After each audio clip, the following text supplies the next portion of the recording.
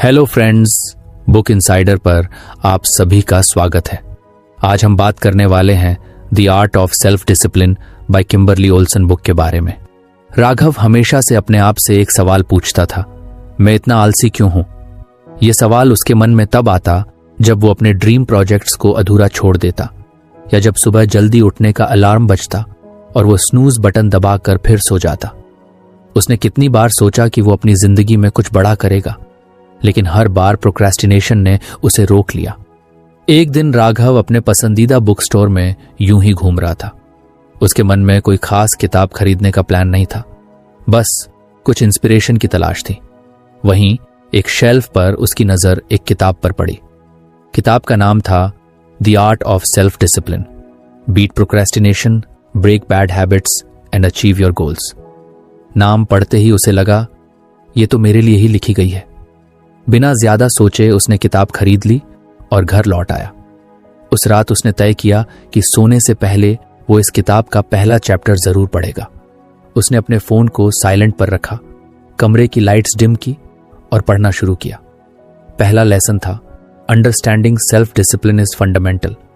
शुरुआत में ही लिखा था कि स्वनियंत्रण केवल इच्छा शक्ति के बारे में नहीं है, इसमें लंबे समय के लक्ष्यों के अनुसार आदतें विकसित करना शामिल है।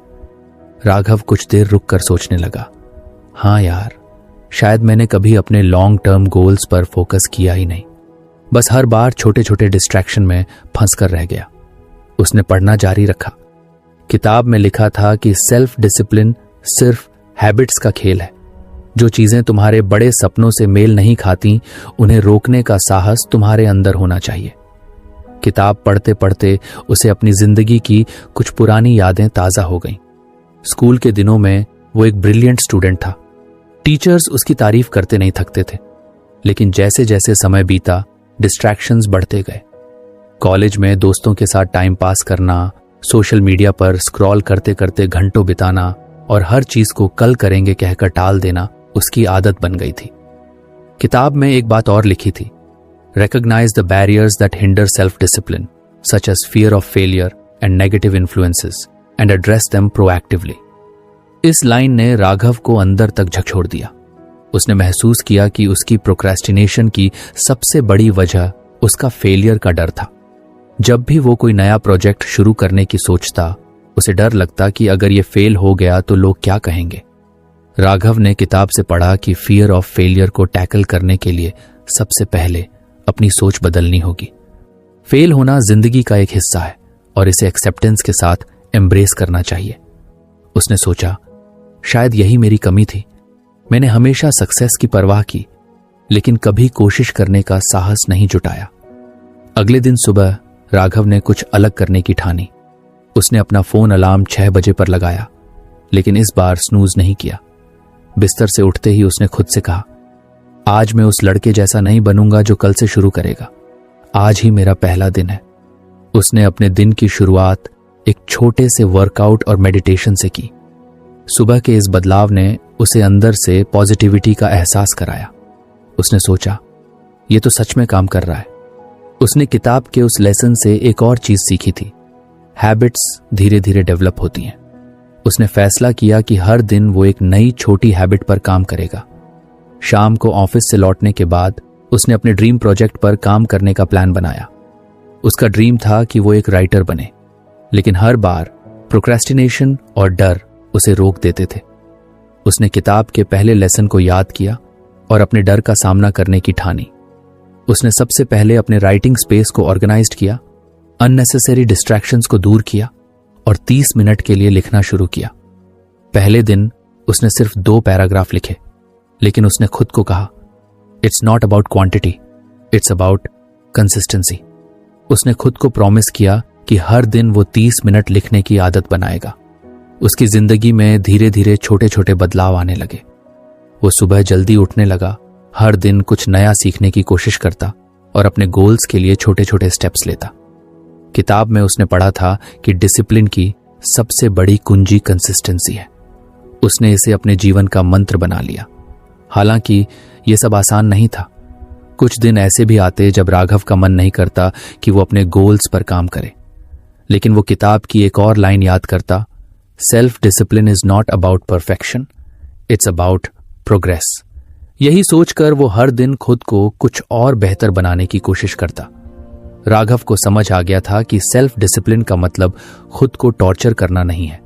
इसका मतलब है अपनी प्रायोरिटीज को पहचानना और अपने लॉन्ग टर्म गोल्स के लिए खुद को अलाइन करना।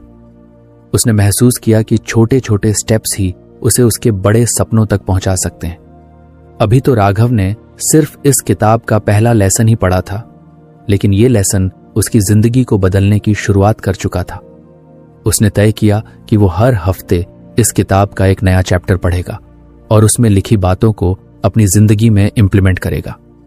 राघव के जीवन में किताब पढ़ने की आदत अब धीरे धीरे मजबूत होती जा रही थी। हर रात सोने से पहले वो उस किताब का एक नया चैप्टर पढ़ता और उस पर सोचता। उसने महसूस किया कि सिर्फ पढ़ने से कुछ नहीं होगा जब तक वो सीखी हुई बातों को अपनी जिंदगी में लागू नहीं करेगा।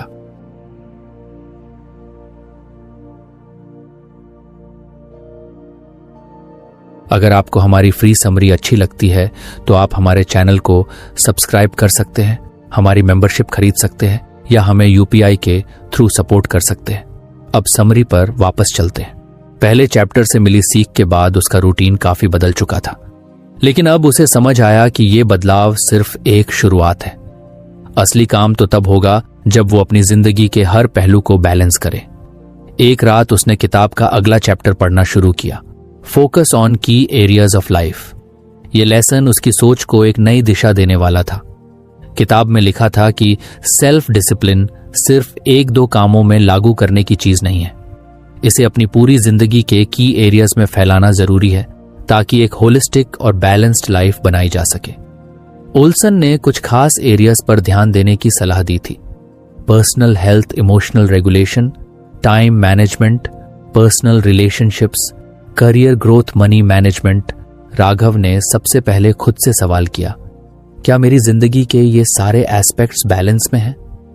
उसने जल्दी ही महसूस किया कि उसकी प्रायोरिटीज कहीं ना कहीं बिगड़ चुकी थी। सबसे पहले उसने पर्सनल हेल्थ के बारे में सोचना शुरू किया। पिछले कुछ सालों से उसकी हेल्थ को लेकर लापरवाही बढ़ गई थी।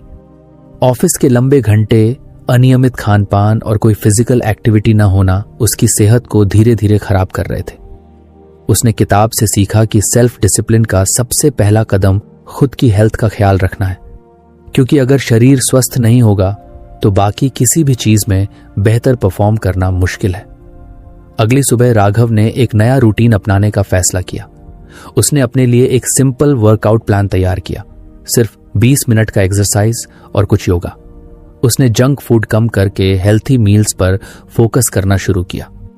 शुरुआत में यह सब मुश्किल लगा, लेकिन उसने खुद से वादा किया कि कंसिस्टेंसी ही उसकी असली जीत होगी। इसके बाद उसने इमोशनल रेगुलेशन के बारे में सोचा। राघव को हमेशा से अपनी भावनाओं को संभालने में दिक्कत होती थी। जब भी कुछ गलत होता वो या तो बहुत गुस्सा करता या फिर अपने आप में सिमट जाता। किताब में लिखा था कि इमोशनल रेगुलेशन का मतलब अपनी भावनाओं को समझना और उन्हें सही तरीके से व्यक्त करना है। ओल्सन ने सलाह दी थी कि मेडिटेशन और जर्नलिंग इसके लिए बहुत मददगार हो सकते हैं। उस रात राघव ने पहली बार एक डायरी खरीदी और उसमें अपने दिन भर के अनुभव लिखना शुरू किया। उसने महसूस किया कि जब वो अपने इमोशंस को कागज पर उतारता है तो उसे क्लैरिटी मिलती है। उसने मेडिटेशन भी शुरू किया ताकि वो अपने गुस्से और डर को बेहतर तरीके से मैनेज कर सके। धीरे धीरे उसे अपने अंदर एक शांति का एहसास होने लगा। तीसरा की एरिया था टाइम मैनेजमेंट। राघव को लगा कि शायद ये उसका सबसे बड़ा कमजोर पहलू है। हर दिन घंटों सोशल मीडिया पर बिताना, बिना किसी स्केड्यूल के काम करना और फिर दिन के अंत में ये सोचना कि समय कहाँ चला गया, ये सब उसकी आदतें बन चुकी थीं। उसने किताब से सीखा कि टाइम मैनेजमेंट के लिए सबसे जरूरी है प्रायोरिटाइजेशन। उसने एक सिंपल सिस्टम अपनाया। हर रात सोने से पहले वो अगले दिन के 3 मोस्ट इंपॉर्टेंट टास्क्स लिखता। उसने ये भी तय किया कि वो सुबह सबसे पहले उन कामों को पूरा करेगा जो सबसे जरूरी हैं। उसने डिस्ट्रैक्शंस को कम करने के लिए अपने फोन पर टाइम लिमिट्स सेट किए। धीरे धीरे उसका दिन ज्यादा प्रोडक्टिव और ऑर्गेनाइज्ड होने लगा। पर्सनल रिलेशनशिप्स पर आते हुए राघव ने महसूस किया कि उसने अपने करीबी रिश्तों को काफी समय से निग्लेक्ट किया है। दोस्त, परिवार और यहां तक कि खुद से उसका कनेक्शन कमजोर हो गया था। ओल्सन ने किताब में लिखा था कि सेल्फ डिसिप्लिन का मतलब है अपने रिश्तों में भी एफर्ट डालना। उसने तय किया कि वो हर हफ्ते अपने परिवार और दोस्तों के साथ क्वालिटी टाइम बिताएगा। उसने अपनी मां के साथ हर रविवार की सुबह चाय पर बातें करने की आदत डाली। अपने पुराने दोस्तों से मिलना और उनसे अपने दिल की बातें करना उसे इमोशनल सपोर्ट देता था। फिर आया करियर ग्रोथ। राघव का सपना था कि वो एक सफल राइटर बने, लेकिन उसकी जॉब की जिम्मेदारियां और प्रोक्रेस्टिनेशन ने उसे कभी पूरा ध्यान नहीं देने दिया। किताब ने उसे सिखाया कि करियर में ग्रोथ के लिए सबसे जरूरी है अपने पैशन को अपना प्रायोरिटी बनाना। उसने हर दिन अपने राइटिंग स्किल्स पर काम करना शुरू किया। भले ही दिन में सिर्फ 1 घंटा लिखे, लेकिन उसने इसे कभी स्किप नहीं किया। उसने खुद को याद दिलाया, सकारात्मकता की कुंजी है न कि पूर्णता। अंत में उसने मनी मैनेजमेंट पर फोकस करना शुरू किया। राघव को पैसे बचाने और वाइजली खर्च करने में हमेशा से दिक्कत होती थी। ओल्सन ने इस पर लिखा था कि फाइनेंशियल डिसिप्लिन भी सेल्फ डिसिप्लिन का एक अहम हिस्सा है। उसने अपना मासिक बजट बनाया, अनावश्यक खर्चों को कम किया और बचत पर ध्यान दिया। उसने देखा कि जब उसने अपनी फाइनेंसेस को कंट्रोल में लिया तो उसकी एंग्जाइटी भी कम होने लगी। राघव की जिंदगी में अब छोटे छोटे बदलाव साफ दिखने लगे थे। उसने महसूस किया कि सेल्फ डिसिप्लिन सिर्फ बड़े सपनों को पूरा करने के लिए नहीं है, बल्कि अपनी जिंदगी को बैलेंस और सुकून से भरने के लिए भी जरूरी है। उसने सीखा कि हर एस्पेक्ट में सेल्फ डिसिप्लिन लागू करना ही असली सफलता की कुंजी है। अब राघव के सामने नई चुनौतियां थीं। वो जानता था कि इस सफर में कई बार वो फिसलेगा, कई बार उसे सेटबैक्स मिलेंगे, लेकिन उसने खुद से वादा किया था कि वो हार नहीं मानेगा। इस किताब का हर चैप्टर उसकी जिंदगी को एक नई दिशा दे रहा था, और यह सिर्फ शुरुआत थी। राघव की जिंदगी में अब एक सकारात्मक बदलाव साफ दिखाई दे रहा था। उसने किताब के पिछले लेसन्स को अपने जीवन में लागू करना शुरू कर दिया था। हर दिन कुछ कुछ करके वो खुद को बेहतर महसूस करने लगा था। लेकिन क्या मैं अपने बड़े सपनों के लिए सही दिशा में बढ़ रहा हूं? एक रात उसने किताब का अगला चैप्टर पढ़ने का फैसला किया, break goals into manageable steps. ये टॉपिक उसे बहुत रोचक लगा, क्योंकि उसे अक्सर यह लगता था कि उसके ड्रीम्स इतने बड़े हैं कि उन्हें हासिल करना लगभग नामुमकिन है। वो अक्सर सोचता, यार मैं कैसे शुरुआत करूं? इतनी बड़ी चीज को अकेले मैनेज करना मुश्किल है। किताब की शुरुआत में ही ओल्सन ने एक बहुत सटीक बात लिखी थी, बड़े लक्ष्यों को छोटे कार्यान्वित कदमों में तोड़कर यहां तक कि सबसे डरावने कार्यों को प्राप्त करना संभव है। राघव को यह लाइन अपने दिल तक उतरती हुई महसूस हुई। उसने तुरंत अपने राइटिंग डेस्क पर अपनी डायरी खोली और सोचा, चलो आज अपने सपनों को कुछ आसान बनाते हैं। उसके दिमाग में सबसे बड़ा सपना था एक बेस्ट सेलिंग लेखक बनना, लेकिन यह सपना इतना बड़ा और डरावना लगता था कि उसने कभी इस पर ठीक से काम ही नहीं किया। ओल्सन ने लिखा था कि बड़े सपनों को छोटे छोटे हिस्सों में तोड़ना उन्हें अचीवेबल बनाता है। राघव ने इस पर गहराई से सोचा। सबसे पहले उसने अपने सपने को साफ साफ डिफाइन किया। उसने अपनी डायरी में लिखा, ultimate goal, publish a best selling novel. इसके बाद उसने खुद से पूछा, इस अल्टीमेट गोल को हासिल करने के लिए मुझे कौन कौन से छोटे छोटे कदम उठाने होंगे? उसने किताब के सुझावों को ध्यान में रखते हुए अपने गोल को मैनेजेबल स्टेप्स में तोड़ना शुरू किया। एक कहानी विचार चुने। उसने तय किया कि सबसे पहले उसे एक कंपेलिंग कहानी पर काम शुरू करना होगा। 2. Research and outline. उसने सोचा कि कहानी को लिखने से पहले उसे अच्छे से प्लान करना होगा। 3. Right first draft. उसने इसे छोटे छोटे चैप्टर्स में बांट लिया। 4. संपादन और सुधार। उसने माना कि पहली ड्राफ्ट परफेक्ट नहीं होगी, इसे सुधारने के लिए समय देना होगा। 5. एक प्रकाशक या सेल्फ पब्लिश। इसके लिए उसने रिसर्च शुरू करने का सोचा। 6. Marketing and promotion. उसने माना कि एक लेखक को अपने काम को प्रमोट करना भी आना चाहिए। अब जब उसने अपने बड़े गोल को इतने छोटे हिस्सों में तोड़ा तो उसे लगा कि यह सपना इतना डरावना नहीं है। उसने खुद से कहा, यह तो मुझसे हो सकता है, बस हर दिन कुछ कुछ करना होगा। ओल्सन ने किताब में एक और सलाह दी थी, Set realistic deadlines for each step to stay motivated and on track. Raghav ने इसे भी लागू करने का सोचा। उसने अपनी डायरी में हर स्टेप के लिए एक डेडलाइन लिखी। उसने तय किया कि अगले 3 महीनों में उसका पहला ड्राफ्ट पूरा हो जाएगा। उस रात राघव ने अपनी कहानी का आइडिया चुनने पर फोकस किया। उसने अपने बचपन के एक अनुभव को कहानी का आधार बनाया और सोचा, यही होगी मेरी पहली किताब की कहानी। वो इतना खुश और उत्साहित था कि उसने उस दिन रात को देर तक लिखना जारी रखा। अगले कुछ दिनों में उसने देखा कि उसका काम बहुत स्ट्रक्चर्ड हो गया था। पहले जहां वो सोचता था कि एक पूरी किताब लिखना बहुत बड़ा काम है, अब वो हर दिन सिर्फ एक छोटे से हिस्से पर फोकस करता। इससे उसे ज्यादा मोटिवेशन और क्लैरिटी मिलती थी। किताब में ओल्सन ने एक और टिप दी थी, छोटी जीतों का जश्न मनाएं ताकि आप खुद को प्रेरित रख सकें। राघव ने इसे भी अपने जीवन में लागू किया। जब उसने अपनी कहानी का आउटलाइन पूरा किया तो उसने खुद को एक ट्रीट दी। उसने अपनी पसंदीदा मूवी देखी और एक बढ़िया डिनर बनाया। ये छोटी छोटी खुशियां उसे आगे बढ़ने का हौसला देती थीं। लेकिन इस सफर में सब कुछ आसान नहीं था। कुछ दिन ऐसे भी आते जब राघव का मन नहीं करता कि वो लिखे। उसे लगता कि शायद उसका काम अच्छा नहीं है या फिर वो कभी अपने सपने तक नहीं पहुंच पाएगा। लेकिन हर बार वो किताब की उस लाइन को याद करता, focus on progress not perfection. उसने खुद से कहा, बस लिखते जाओ, सही और गलत बाद में देखेंगे। ओल्सन ने किताब में एक प्रैक्टिकल एक्सरसाइज दी थी। उसने कहा था कि हर रात सोने से पहले अगले दिन के 3 एक्शनेबल स्टेप्स लिखें। राघव ने इसे अपनी रूटीन का हिस्सा बना लिया। हर रात वो अपनी डायरी में 3 छोटे छोटे गोल्स लिखता जो उसे अपने बड़े गोल के करीब ले जाएं।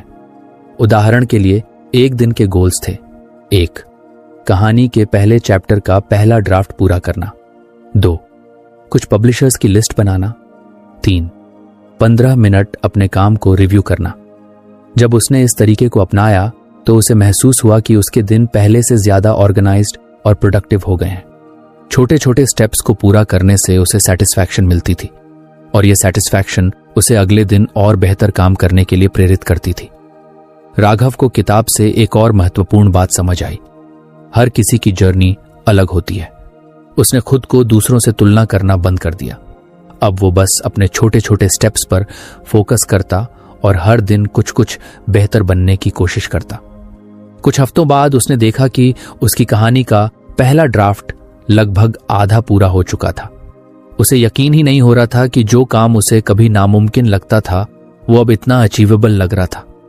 उसने खुद से कहा, शायद मैं सच में इस बार अपने सपने को पूरा कर सकता हूं। यह सफर लंबा था, लेकिन अब राघव को पता चल गया था कि सेल्फ डिसिप्लिन और छोटे छोटे कदमों का जादू क्या होता है। उसने अपने जीवन के हर बड़े गोल को इसी तरह मैनेजेबल स्टेप्स में तोड़ने का फैसला किया। अब वो सिर्फ एक लेखक बनने की ओर नहीं बढ़ रहा था, बल्कि अपनी पूरी जिंदगी को एक नई दिशा दे रहा था।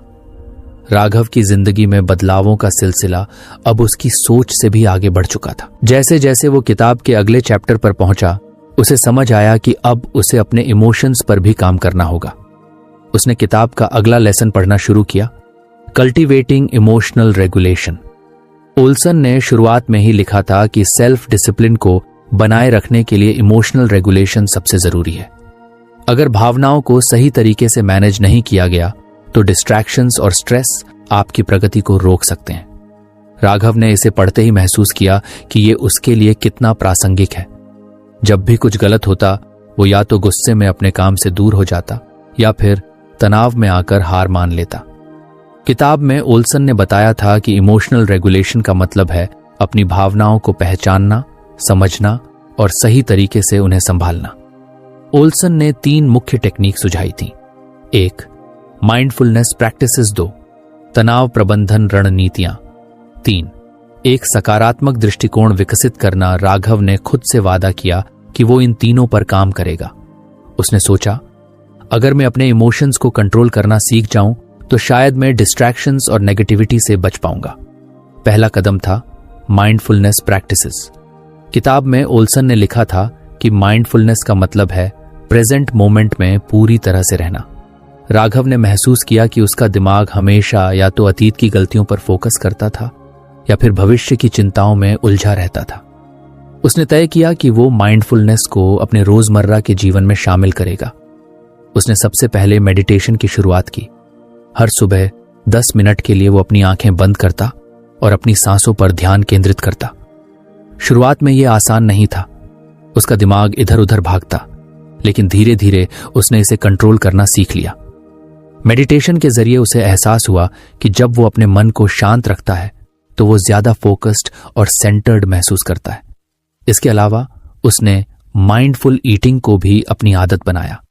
अब वो खाना खाते समय सिर्फ खाने पर ध्यान देता, उसका स्वाद, उसकी खुशबू और बनावट।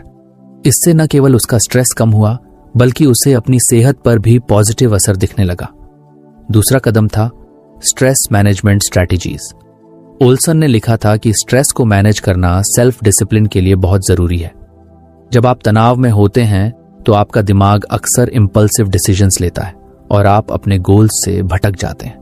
राघव ने स्ट्रेस को मैनेज करने के लिए कुछ नए तरीके अपनाए। सबसे पहले उसने जर्नलिंग को अपनी आदत बनाया। जब भी उसे तनाव महसूस होता, वो अपनी डायरी में लिखता कि वो क्यों परेशान है। इससे उसे क्लैरिटी मिलती थी और वो अपनी समस्याओं का हल ढूंढने में बेहतर महसूस करता। इसके अलावा उसने एक नया तरीका अपनाया, स्ट्रेस ब्रेक्स। दिन में हर 2 घंटे बाद वो 5 मिनट का ब्रेक लेता और अपने दिमाग को पूरी तरह से रिलैक्स करता। कभी वो खिड़की के बाहर देखता तो कभी एक गहरी सांस लेकर खुद से कहता, ये मुश्किलें भी गुजर जाएंगी। राघव ने एक और चीज सीखी, फिजिकल एक्टिविटी स्ट्रेस को कम करने का सबसे अच्छा तरीका है। उसने अपनी शाम की वॉक को प्राथमिकता दी। चलते समय वो अपने पसंदीदा गाने सुनता और ये समय उसके लिए रिफ्रेशमेंट का काम करता। उसने देखा कि जब वो अपनी बॉडी को एक्टिव रखता है तो उसका माइंड भी ज्यादा काम रहता है। तीसरा कदम था developing a positive mindset. Raghav ने महसूस किया कि नेगेटिविटी उसकी सबसे बड़ी दुश्मन है। जब भी उसे कोई सेटबैक मिलता, वो खुद को कोसने लगता। ओल्सन ने लिखा था कि एक पॉजिटिव माइंडसेट के बिना सेल्फ डिसिप्लिन को बनाए रखना मुश्किल है। किताब में एक टेक्निक दी गई थी, पॉजिटिव अफर्मेशंस। ओल्सन ने लिखा था कि हर दिन खुद से पॉजिटिव बातें करना आपकी सोच को बदल सकता है। राघव ने इसे भी आजमाने का फैसला किया। उसने हर सुबह अपने आप से कहा, मैं अपने गोल्स को हासिल करने में सक्षम हूं। हर सेटबैक मुझे मजबूत बनाता है। मैं अपनी जिंदगी का मालिक हूं। इन एफर्मेशंस ने धीरे धीरे उसके सोचने का तरीका बदल दिया। अब जब भी कोई मुश्किल आती तो वो घबराने की बजाय खुद से कहता, ये बस एक लेसन है, मैं इससे भी सीख कर आगे बढ़ूंगा। राघव ने अपनी नेगेटिविटी को चुनौती देने का एक और तरीका अपनाया। उसने ग्रैटिट्यूड जर्नलिंग शुरू की। हर रात सोने से पहले वो 3 ऐसी चीजें लिखता जिनके लिए वो थैंकफुल है। इससे उसका ध्यान अपनी समस्याओं से हटकर अपनी ब्लेसिंग्स पर चला गया। जैसे जैसे राघव इन टेक्निक्स को अपनी जिंदगी में लागू करता गया, उसने महसूस किया कि उसकी इमोशनल रिस्पॉन्सेस पहले से ज्यादा कंट्रोल्ड हो गई हैं। अब जब भी कोई डिस्ट्रैक्शन आता तो वो गुस्सा करने या हार मानने की बजाय अपनी इमोशंस को संभाल कर काम पर लौट आता। एक दिन जब उसका राइटिंग प्रोजेक्ट एक बड़ी समस्या में फंस गया तो उसने पहले पैनिक किया, लेकिन फिर उसने अपने नए सीखों को याद किया। उसने डीप ब्रेथ्स ली, समस्या को अपनी डायरी में लिखा और एक प्रैक्टिकल सॉल्यूशन ढूंढने की कोशिश की। नतीजा यह हुआ कि उसने उस दिन बिना स्ट्रेस के अपना काम पूरा कर लिया। राघव ने यह भी महसूस किया कि जब वो अपने इमोशंस को कंट्रोल करता है तो उसकी रिलेशनशिप्स भी बेहतर हो जाती हैं। अब वो अपने दोस्तों और परिवार से बात करते समय ज्यादा पेशेंट और अंडरस्टैंडिंग हो गया था। इस सफर ने उसे सिखाया कि इमोशनल रेगुलेशन न केवल सेल्फ डिसिप्लिन को मजबूत करता है, बल्कि आपकी जिंदगी के हर पहलू को बेहतर बनाता है। उसने खुद से कहा, अगर मैं अपनी भावनाओं को संभाल सकता हूं तो मैं किसी भी चुनौती का सामना कर सकता हूं। राघव की जिंदगी अब काफी बदल चुकी थी। उसने महसूस किया था कि सेल्फ डिसिप्लिन सिर्फ एक आदत नहीं, बल्कि एक पूरी लाइफस्टाइल है। लेकिन जैसे जैसे वो अपने गोल्स की तरफ बढ़ रहा था, उसने देखा कि एक पुरानी आदत अभी भी उसके रास्ते में रुकावट बन रही थी, प्रोक्रेस्टिनेशन। जब भी कोई बड़ा या मुश्किल काम सामने आता, वो उसे टालने का बहाना ढूंढने लगता। कभी वो सोचता कि अभी मूड सही नहीं है, कभी वो खुद को समझाता कि कल कर लूंगा, और कभी कभी तो बस नेटफ्लिक्स देखते देखते पूरा दिन निकल जाता। एक रात उसने किताब का अगला चैप्टर पढ़ना शुरू किया, ओवरकमिंग प्रोक्रेस्टिनेशन।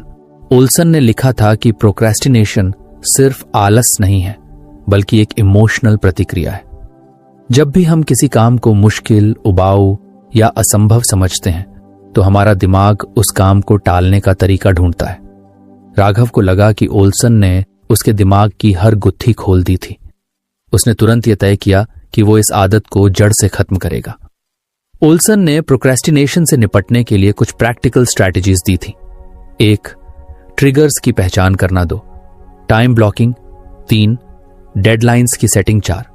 अकाउंटेबिलिटी बनाना। सिस्टम्स। राघव ने हर एक स्ट्रैटेजी पर काम करने की ठानी। पहला कदम था आइडेंटिफाइंग ट्रिगर्स। ओल्सन ने लिखा था कि सबसे पहले यह समझना जरूरी है कि प्रोक्रेस्टिनेशन की वजह क्या है। राघव ने ध्यान दिया कि जब भी कोई काम बहुत बड़ा लगता या जब उसे परफेक्ट करने का दबाव महसूस होता, तो वो उसे टाल देता। उसने अपनी डायरी में उन कामों की एक लिस्ट बनाई जिन्हें वो अक्सर टालता था। साथ ही उसने ये भी लिखा कि वो क्यों टालता है। उदाहरण के लिए चैप्टर डर कि वो अच्छा नहीं लिख पाएगा। क्लीनिंग हिज वर्क स्पेस, काम उबाऊ लगता है। Sending emails to publishers, rejection का डर। जब उसने अपने ट्रिगर्स को पहचान लिया, तो उसे लगा कि अब वो उन्हें बेहतर तरीके से संभाल सकता है। उसने खुद से कहा, मैं डर या बोरियत की वजह से अपने सपनों को नहीं रोक सकता। दूसरा कदम था टाइम ब्लॉकिंग। ओल्सन ने लिखा था कि प्रोक्रेस्टिनेशन से बचने का एक सबसे अच्छा तरीका है टाइम ब्लॉकिंग। इसका मतलब है कि हर काम के लिए एक निश्चित समय निर्धारित करना और उस समय में सिर्फ उसी पर ध्यान देना। राघव ने अपने दिन को ब्लॉक्स में बांटना शुरू किया। उसने एक प्लानर खरीदा और उसमें हर घंटे का प्लान बनाने लगा। सुबह 7 बजे से 7:30 मेडिटेशन और जर्नलिंग। सुबह 8 बजे से 9 बजे लिखना। शाम 6 बजे से 6:30 ईमेल्स और रिसर्च। पहले कुछ दिन उसे इस रूटीन को फॉलो करने में दिक्कत हुई, लेकिन जैसे जैसे उसने इसे जारी रखा, उसने देखा कि उसके डिस्ट्रैक्शंस कम होने लगे थे। टाइम ब्लॉकिंग ने उसे डिसिप्लिन्ड बना दिया था। तीसरा कदम था सेटिंग डेडलाइंस। ओल्सन ने लिखा था कि प्रोक्रेस्टिनेशन अक्सर इसलिए भी होता है क्योंकि कोई क्लियर डेडलाइन नहीं होती। अगर आपको पता हो कि कोई काम कब तक पूरा करना है, तो आप उस पर फोकस करते हैं। राघव ने अपने हर गोल के लिए रियलिस्टिक डेडलाइंस बनाई। उसने अपने राइटिंग गोल्स को भी छोटे छोटे हिस्सों में तोड़ दिया। उदाहरण के लिए अगले 7 दिनों में पहला ड्राफ्ट पूरा करना, अगले 3 दिनों में 3 पब्लिशर्स को ईमेल्स भेजना, हर रविवार अपने वर्क स्पेस को ऑर्गेनाइज करना। जब उसने डेडलाइंस को अपनाया, तो उसे महसूस हुआ कि काम अब उसे उतना भारी नहीं लगता। उसे पता था कि उसे हर दिन सिर्फ एक छोटा सा गोल पूरा करना है। चौथा कदम था क्रिएटिंग अकाउंटेबिलिटी सिस्टम्स। ओल्सन ने लिखा था कि अकाउंटेबिलिटी प्रोक्रेस्टिनेशन को खत्म करने में बहुत मदद कर सकती है। जब कोई और आपको आपके गोल्स के लिए जिम्मेदार ठहराता है, तो आप उन्हें टालने से बचते हैं। राघव ने अपनी अकाउंटेबिलिटी बढ़ाने के लिए अपने एक करीबी दोस्त कबीर से बात की। उसने कबीर को अपने गोल्स के बारे में बताया और उससे कहा, हर हफ्ते मुझसे पूछना कि मैंने कितना प्रोग्रेस किया है। कबीर ने इसे खुशी खुशी स्वीकार कर लिया। हर हफ्ते जब कबीर उससे पूछता, तो राघव को मोटिवेशन मिलती कि वो अपने काम को पूरा करे। इसके अलावा उसने सोशल मीडिया पर भी अपने राइटिंग जर्नी के बारे में पोस्ट करना शुरू किया। जब उसके दोस्तों ने उसकी तारीफ की, तो उसे और भी प्रेरणा मिली।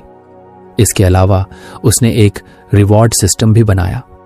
उसने खुद से कहा, अगर मैं इस हफ्ते अपने 3 छोटे गोल्स पूरे कर लूंगा, तो मैं अपने लिए एक नई किताब खरीदूंगा। ये छोटा सा रिवॉर्ड सिस्टम उसे हर दिन मोटिवेटेड रखता। जैसे जैसे उसने प्रोक्रेस्टिनेशन से निपटने के इन तरीकों को अपनाया, उसने महसूस किया कि उसका कॉन्फिडेंस बढ़ रहा है। अब वो मुश्किल या उबाऊ कामों से भागने की बजाय उनका सामना करता। एक दिन जब उसे एक लंबा और थका देने वाला ईमेल लिखना था, तो उसका मन फिर प्रोक्रेस्टिनेशन करने लगा।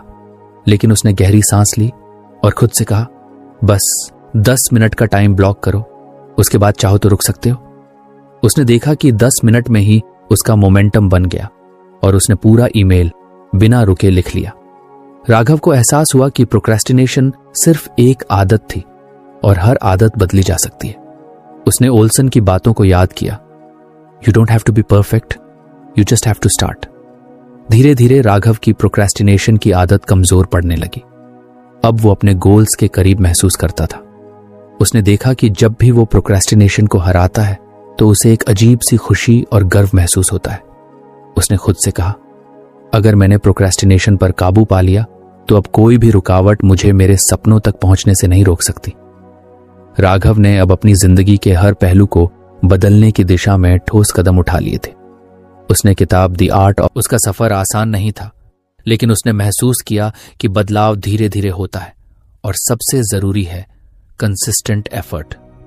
किताब के अंतिम पन्नों तक पहुंचते पहुंचते ओल्सन ने एक बात पर जोर दिया था, self discipline is not a destination, it's a life long journey. Raghav को समझ आ गया था कि यह सफर कभी खत्म नहीं होगा, क्योंकि इंसान हमेशा कुछ नया सीख सकता है और बेहतर बन सकता है। एक दिन राघव ने अपनी लिखी हुई किताब का आखिरी चैप्टर पूरा किया। वो पल उसके लिए बेहद खास था। उसने जो सफर शुरू किया था वो अब उसके जीवन के सबसे बड़े सपने को सच में बदल चुका था। उसकी किताब, जो खुद की मेहनत और संघर्ष की कहानी थी, अब दुनिया के सामने आने के लिए तैयार थी। उसने अपने दोस्त कबीर को मैसेज किया, मैंने कर दिखाया भाई, मेरी किताब तैयार है। कबीर ने जवाब दिया, मुझे पता था कि तू कर लेगा, मुझे तेरे पर पूरा भरोसा था। लेकिन यह सिर्फ उसके सपने पूरे करने की बात नहीं थी। इस सफर ने उसे एक बेहतर इंसान बना दिया था। उसने सीखा था कि कैसे अपने इमोशंस को संभालना है, कैसे प्रोक्रेस्टिनेशन को हराना है और कैसे अपनी जिंदगी को संतुलित रखना है।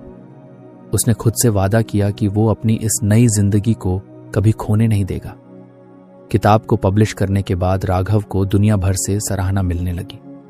उसकी कहानी ने हजारों लोगों को प्रेरित किया। कई लोग उसे मैसेज करके कहते कि उसकी किताब ने उनकी जिंदगी बदल दी है।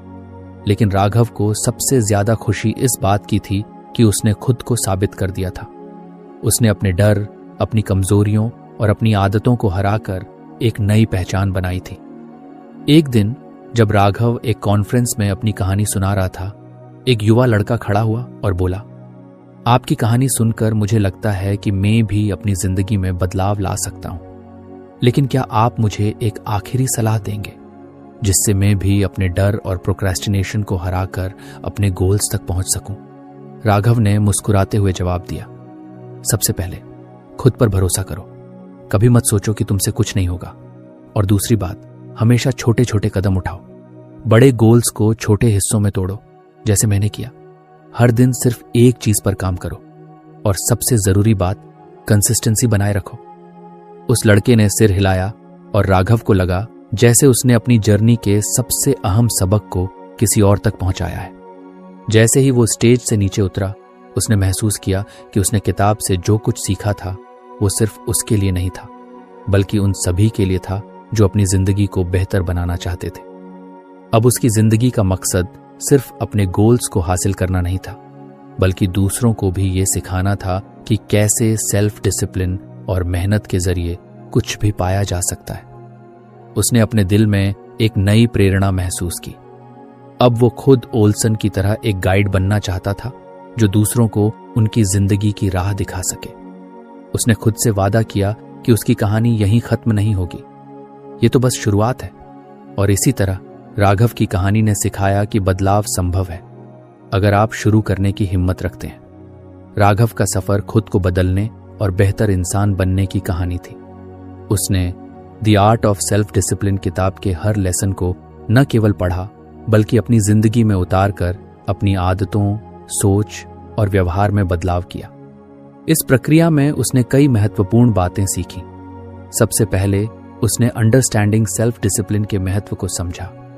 उसे पता चला कि सेल्फ डिसिप्लिन सिर्फ इच्छा शक्ति नहीं, बल्कि सही आदतें और दीर्घकालिक लक्ष्यों के प्रति प्रतिबद्धता है। उसने अपने डर और नेगेटिव इन्फ्लुएंस को पहचानकर उनसे लड़ने का तरीका सीखा। इसके बाद उसने फोकस ऑन की एरियाज ऑफ लाइफ पर काम किया। उसने अपनी जिंदगी के अलग अलग पहलुओं जैसे स्वास्थ्य, समय प्रबंधन, करियर और रिश्तों में बैलेंस लाने की कोशिश की। उसने महसूस किया कि हर क्षेत्र में सेल्फ डिसिप्लिन लागू करना उसकी सफलता और संतुलन का आधार है। फिर breaking goals into manageable steps ने उसे सिखाया कि बड़े लक्ष्यों को छोटे एक्शनेबल स्टेप्स में तोड़ना कैसे फायदेमंद हो सकता है। उसने अपने काम को छोटे छोटे हिस्सों में बांटा और हर दिन कुछ कुछ करके अपने सपनों की तरफ बढ़ा। कल्टीवेटिंग इमोशनल रेगुलेशन में उसने सीखा कि भावनाओं को नियंत्रित करना सेल्फ डिसिप्लिन का एक अहम हिस्सा है। उसने माइंडफुलनेस, स्ट्रेस मैनेजमेंट और ग्रेटिट्यूड जर्नलिंग जैसी तकनीकों का इस्तेमाल कर अपनी भावनाओं पर काबू पाया। आखिर में उसने ओवरकमिंग प्रोक्रेस्टिनेशन पर काम किया। उसने प्रोक्रेस्टिनेशन के ट्रिगर्स को पहचाना, टाइम ब्लॉकिंग और डेडलाइंस का इस्तेमाल किया